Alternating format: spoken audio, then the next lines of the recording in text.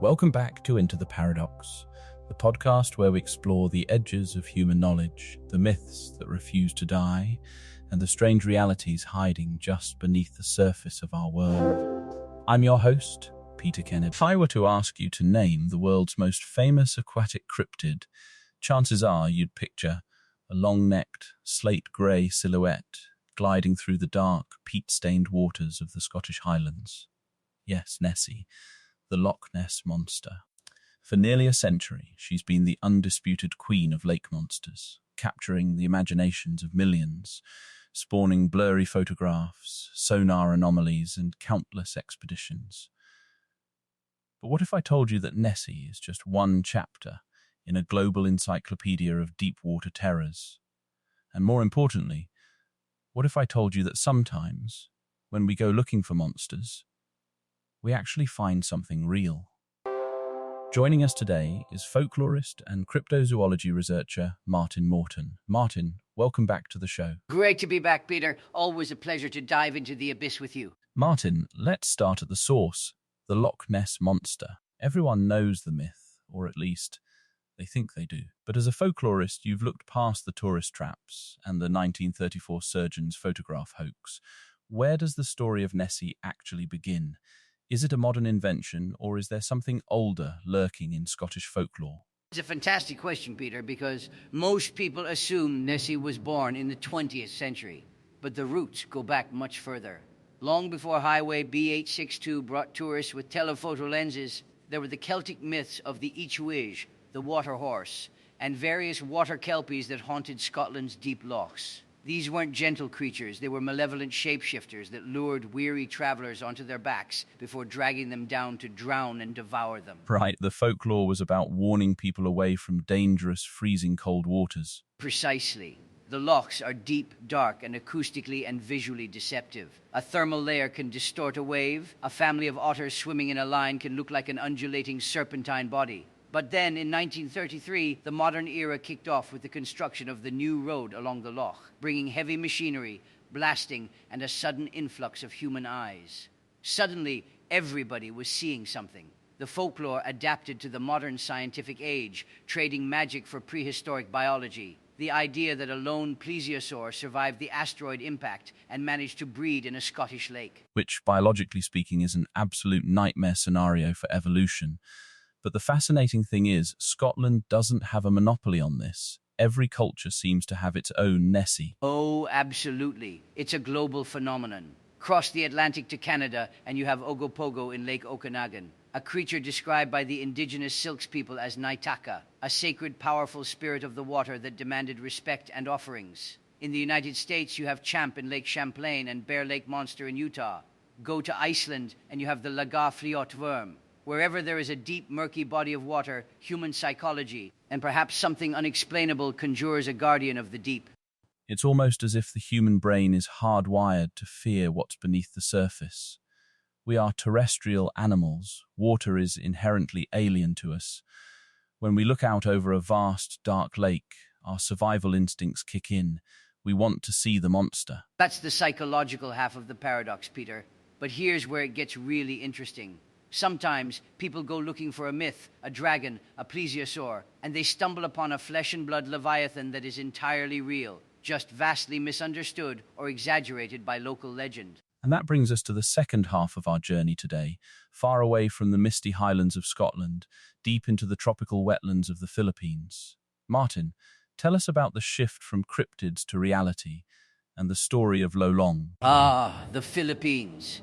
An archipelago of over 7,000 islands, dense mangrove swamps, and deep, labyrinthine river systems. For generations, local folklore in places like Agusan del Sur on Mindanao Island was filled with tales of giant water spirits, shape-shifting crocodiles, and river monsters that could swallow a fisherman whole, canoe and all.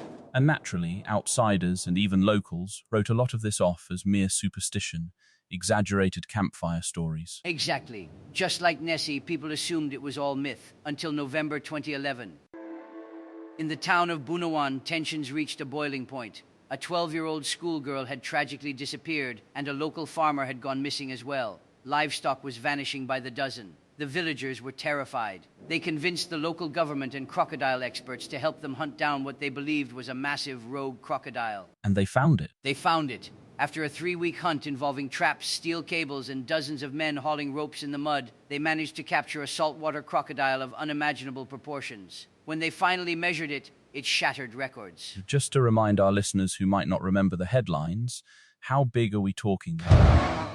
20 feet and 3 inches long, weighing over 2,300 pounds, over a ton. They named him Lolong. At the time, certified by Guinness World Records, he was the largest crocodile ever captured and kept in captivity. A living dinosaur. A literal living apex predator straight out of the Pleistocene. When you look at Lolong, or crocodiles of that scale, you realize why ancient humans invented myths about dragons and water demons.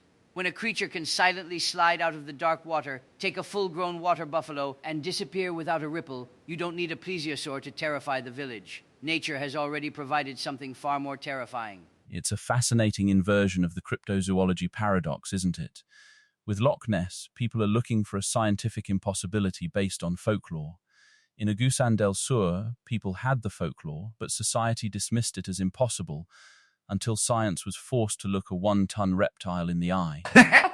That's the paradox in a nutshell. We spend so much time looking for the extraordinary in the realm of the imaginary, while completely underestimating the sheer, brutal, beautiful absurdity of what's already hiding in the natural world. The Earth is still wilder than we give it credit for. That's such a profound point, Martin. I mean, you talk about the human brain being hardwired to fear the unknown in water, and that applies to more than just giant reptiles.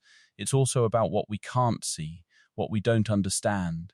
This primal fear, it feels like it drives so much of our fascination with things like Nessie, right? Absolutely, Peter. Think about it. Water covers over 70% of our planet, and much of it is completely unexplored. For ancient humans, any large, deep body of water was a realm of profound mystery. That's why you find stories of colossal sea serpents, krakens, and mermaids across almost every maritime culture. These aren't just entertainment, they're cognitive frameworks to grapple with the dangers and the awe of the deep. So it's not just the Scottish lochs or Philippine swamps. What about somewhere like the Amazon or the Congo? Are there similar threads of giant aquatic beasts in those legends? Oh, without a doubt. The Amazon, for instance, is rife with tales of giant anacondas, some described as being of truly monstrous proportions, far exceeding anything officially recorded. The Yakumama, or Mother of the Waters, is a mythical anaconda or boa-like creature, said to be 50 feet or more, capable of capsizing boats and swallowing people whole. Now, while a 50-foot anaconda is pushing known biological limits, we do know anacondas are massive. It's that same principle, a real, terrifying creature exaggerated into myth. And what about more classically cryptid types from those areas? Like I know in the Congo, there's the Mokelembembe, often described as a sauropod-like creature. Ah, the Mokelembembe, a prime example of a creature that exists almost entirely in the realm of cryptids. Indigenous pygmy tribes have spoken of it for generations. A large, grayish-brown animal about the size of an elephant with a long neck and tail that lives in the Likuwala swamps. Explorers have heard stories, seen tracks, but never produced definitive proof. It's like the Nessie of Africa, rooted in local accounts but lacking that hard, irrefutable scientific evidence. So one is a known animal pushed to mythical proportions, and the other is a creature existing purely in folklore, yet both evoke that same sense of wonder and terror. Precisely. And that's where the line blurs so beautifully. Take the giant squid, for example. For centuries, sailors' tales of krakens and monstrous tentacled beasts were dismissed as drunken fantasies. Then, in the mid-19th century, real specimens started washing ashore, and eventually we got photographic evidence. The mythical kraken turned out to be a very real, very massive deep-sea mollusk, Architeuthis dux. It wasn't an octopus that could sink ships on purpose, but it certainly was a leviathan that could inspire such tales. That's a fantastic comparison. The coelacanth is another one that comes to mind, a fish thought to have gone extinct with the dinosaurs, only to be found swimming alive off the coast of South Africa in 1938. Exactly. The coelacanth, a fish straight out of the fossil record, brought back to life by a single discovery. It completely overturned scientific understanding. It wasn't a monster in the terrifying sense, but its very existence was a monumental monster of the deep revelation. It shows us that there are still so many gaps in our understanding of life on Earth, especially in the oceans. Which begs the question, Martin, if we've found coelacanths and giant squid and crocodiles like Lolong, what else could be out there? Are there still Lolong-sized creatures waiting to be discovered, or perhaps even entirely new species that would shock us? I firmly believe there are. The deep ocean is essentially an alien planet right here on Earth. We've explored less than 5% of it. Imagine the abyssal plains, the vast trenches, the hydrothermal vents. These are ecosystems where life thrives under unimaginable pressures and in complete darkness. We're constantly finding new species, often bizarre, luminescent, or adapted in ways we can barely comprehend. And it's not just the ocean. Remote jungle rivers, vast cave systems, even certain deep, isolated lakes could still harbor surprises. The planet is enormous, and despite all our technology, there are still corners where nature truly holds its secrets close. It takes time, patience, and often listening to local knowledge that mainstream science might initially dismiss. So the folklore, the old wives' tales, the indigenous stories, they aren't just fantastical ramblings. They might be fragmented echoes of something real, distorted by time and oral tradition, but still holding a kernel of truth. Precisely. Folklore is often a reflection of human interaction with their environment. It serves as a historical record, a moral guide, and sometimes even a crude form of zoological encyclopedia. The challenge is sifting through the layers of metaphor and exaggeration to find that kernel, that original observation. And then, of course, there's the ethical consideration.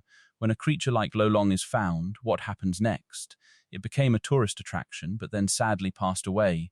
How do we balance discovery with conservation and respect for these incredible animals? That's a crucial point, Peter. Lolong's story is bittersweet. He brought immense tourism and global recognition to Bunawan, but ultimately, the stress of captivity and perhaps his advanced age led to his demise. It highlights the dilemma. Do you capture and display for education and conservation awareness, or do you leave these giants in their wild habitats, unseen but undisturbed? For creatures like Lolong, who are apex predators and vital to their ecosystem, the latter is usually the ideal. But it's a difficult choice when there's human fear and a desire for proof involved. It really is. This whole conversation underscores how much we still have to learn, and how humility is often the best approach when confronting the natural world. Whether it's a centuries-old legend or a modern scientific anomaly, the message seems to be, don't dismiss the possibilities too quickly. Exactly. The world is far more mysterious and magnificent than we often allow ourselves to believe. And that, I think, is a beautiful thing. It reminds us there's still wonder out there, if we're brave enough to look and humble enough to listen. Morton, this has been incredible. Thank you for guiding us from the mist-shrouded lochs of Scotland to the sweltering rivers of the Philippines, and through the fascinating intersection of myth and reality. Thanks for having me, Peter. Keep your eyes on the water. I think I will. That's all for today's episode of Into the Paradox. What do you think? Are deep water monsters the remnants of prehistoric survivors, projections of our collective psyche, or just real animals waiting for us to pay attention? Let us know in the comments. I'm Peter Kennedy. Until next time, keep questioning the surface.